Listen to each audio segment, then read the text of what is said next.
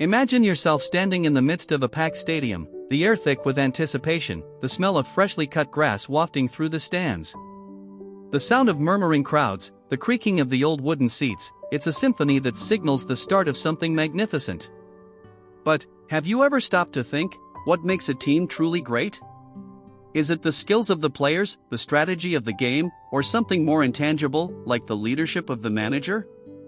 Today, we're going to explore the fascinating world of football management through the lens of one man, Carlo Ancelotti, a name synonymous with success, tactical genius, and an uncanny ability to bring out the best in his players. As we delve into the mind of this maestro, a question arises: what sets Ancelotti apart from his peers? Is it his extensive experience, having managed some of the biggest clubs in the world, or is it something more profound, a deep understanding of the game that transcends mere tactics? To answer this, let's journey back to the beginning, to the small town of Reggiolo, Italy, where a young Carlo Ancelotti first fell in love with the beautiful game. Ancelotti's career as a player was marked by dedication and hard work, qualities that would later define his managerial style. But, it was his transition to management that truly showcased his strategic brilliance. His first major stint as a manager was with Reggiana, a modest beginning to what would become a legendary career. However, it was his time at Parma that first caught the attention of the football world, laying the groundwork for his future successes. The Parma years were a testament to Ancelotti's ability to work with what he had, to maximize the potential of his players, and to instill a sense of unity and purpose within the team. These traits would become hallmarks of his managerial style, evident in his subsequent roles at Juventus and AC Milan. The latter, in particular, would become the stage for some of his most memorable achievements, including 2 Champions League titles. But, what makes Ancelotti's approach so unique? How does he manage to get the best out of his players, to craft teams that are greater than the sum of their parts? The answer lies in his philosophy, a blend of flexibility, adaptability, and a profound respect for the individual talents within his squad. Unlike many of his contemporaries, Ancelotti is not wedded to a single formation or style of play. Instead, he adopts a more fluid approach, one that evolves with the players at his disposal and the opposition they face. This adaptability is perhaps best illustrated by his time at Chelsea.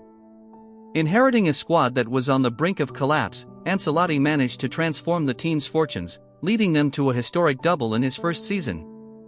It was a testament to his ability to read the game, to understand the strengths and weaknesses of his players, and to make tactical decisions that would give them the best chance of success. As we explore the depths of Ancelotti's managerial genius, another question arises: what role does psychology play in his approach? How does he motivate his players, manage their egos, and create an environment that fosters growth and teamwork? The answer lies in his man management skills, a quality that sets him apart from many of his peers. Ancelotti has a unique ability to connect with his players, to understand their personal struggles and motivations, and to use this knowledge to drive them forward. This psychological insight is complemented by a deep understanding of the tactical aspects of the game. Ancelotti is a master of the nuances of football, able to read the opposition's strategy and devise a plan to counter it. His use of video analysis, his attention to detail, and his willingness to innovate and experiment have all contributed to his success. But, Ancelotti's journey is not without its challenges. He has faced criticism and adversity, moments where his tactics have been questioned, and his ability to adapt has been tested. The Real Madrid era, in particular, was marked by high expectations and intense scrutiny. Yet, even in the face of adversity, Ancelotti remained true to his principles, always seeking to improve, to evolve, and to push the boundaries of what is possible.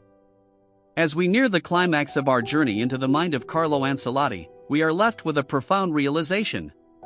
The success of a team is not just about the players on the pitch or the tactics they employ. It is about the leadership, the vision, and the philosophy that guides them. Ancelotti's legacy is a testament to the power of strategic thinking, of man management, and of a deep, unrelenting passion for the game. So, as we stand in that packed stadium, the final whistle blows, and the crowd erupts in a frenzy of color and sound. The smell of victory hangs in the air, a sweet reminder of the magic that happens when strategy, skill, and leadership come together in perfect harmony. And in the midst of it all, Carlo Ancelotti stands tall, a maestro who has orchestrated yet another masterpiece, his mind a symphony of tactics, psychology, and pure, unadulterated passion for the beautiful game. But, the story of Carlo Ancelotti is not just about his achievements, it's about the man himself, his values, his beliefs, and his approach to life. It's a story that reminds us that success is not just about what we achieve, but how we achieve it, and the impact we have on those around us. As we close this chapter on the life and career of Carlo Ancelotti, we are left with a sense of awe, a sense of wonder, and a deep appreciation for the beautiful game, and the men who make it so compelling. In the end, the legacy of Carlo Ancelotti will be measured not just by his trophies, or his wins, but by the impact he has had on the game, and the lives he has touched. He is a reminder that football is not just a game, but a reflection of life itself, with all its complexities, its challenges, and its triumphs.